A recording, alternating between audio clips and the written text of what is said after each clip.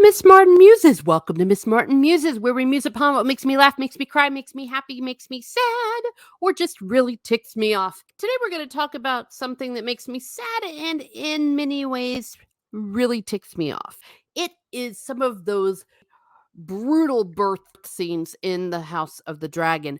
They were so intense and so politically charged based on the commentary from some of the actors, producers, etc., that it came into the forefront to the detriment of the story. Because as I was watching this with my mother and explaining to her what was going on, I knew that I was thinking a little bit of WTF, what is this really saying? How is this relating to the rest of the story? And she was asking me the same thing. This begs the question, were the details of these births from Fire and Blood changed for the screen? That is what we are going to examine. There are three childbirth scenes of relevance to this topic. Birth 1. This was Queen Emma's. She's the wife of King Viserys, who tragically dies in the first episode of House of the Dragon. She dies in an incredibly graphic manner, one in which the husband makes the decision without consulting her that she will have a C-section and die very, very painfully so that the child can live. Let's see how it was in the book. This is from page 359 of Fire and Blood. Queen Emma was brought to bed in Maegor's holdfast and died whilst giving birth to the son that Viserys Targaryen had desired for so long. The end. When they adapted this material to the House of the Dragon, they very specifically chose the whole patriarchal moment, the very, very graphic showing of what a C-section would be like without the benefit of modern medicine and anesthesia. But in the book, it was just stated she died in childbirth. Let's go to birth 2. Lena Valerian. This was Prince Daemon's second wife. From page 378 of Fire and Blood. A day and a night of labor left Lena Valerian pale and weak, but finally she gave birth to the son Prince Daemon had so long desired. But the babe was twisted and malformed and died within the hour. Already, this is in contrast to what happened in the TV show. In the TV show, the baby was not born at all, let alone lived for about an hour while being malformed. So what happened to Lady Lena after the baby was born and died?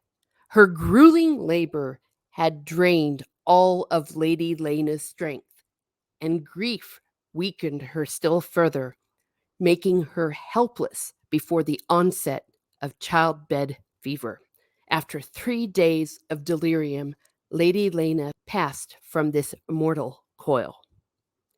So Lady Lena, after having the baby, seeing the baby die, was in a state of grief. She was grieving her child, and this made her vulnerable to childbed fever. They used to call it childbed fever when a woman would, after giving birth, have this big old fever and then die. What we now know is that an infection was gotten, and without the benefit of antibiotics, it was quite frequently fatal. She lingered for 3 days in this childbed fever and died. Also with this high fever, she was in a state of delirium. This was not adapted into the House of the Dragon because of what I'm going to say in a minute.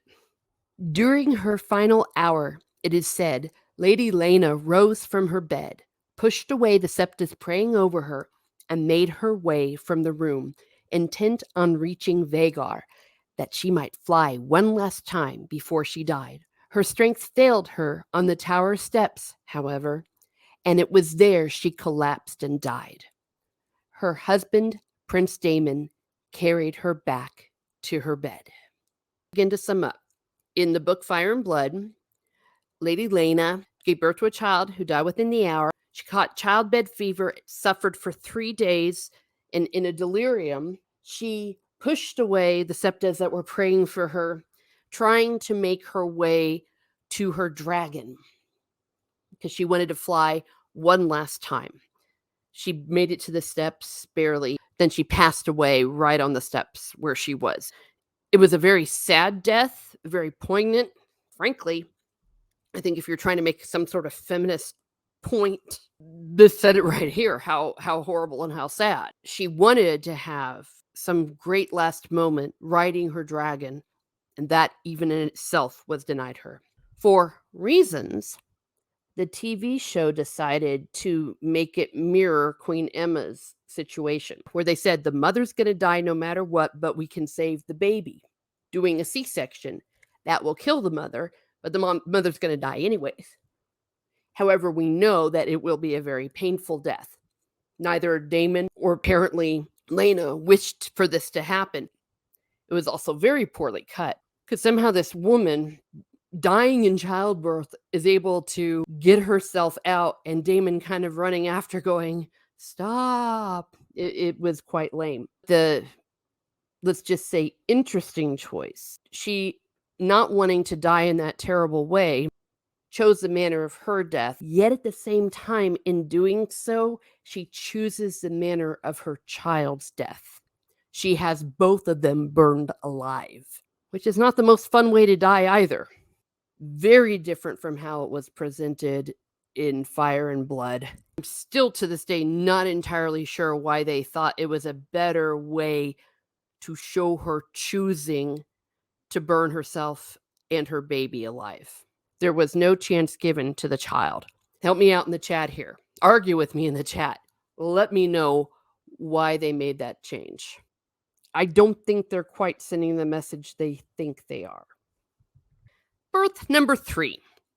This one is the most similar from the book to the TV show.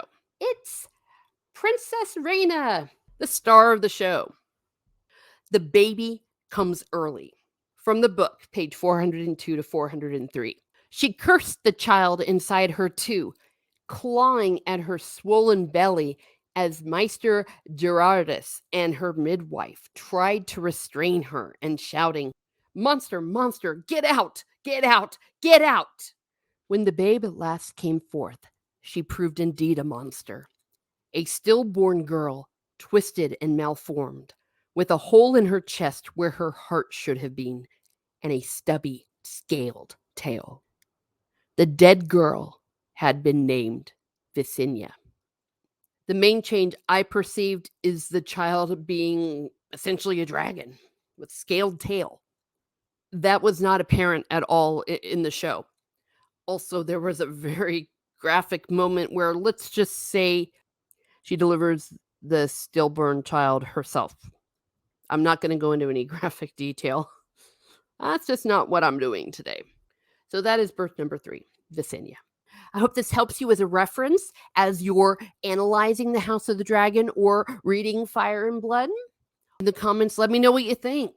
These were some very interesting choices that they made. My opinion is not for the better. But you tell me, where did I get it right? Where did I get it wrong? Do you think they're going to include more of these in the next season? Have a great day, everyone. Have a great day.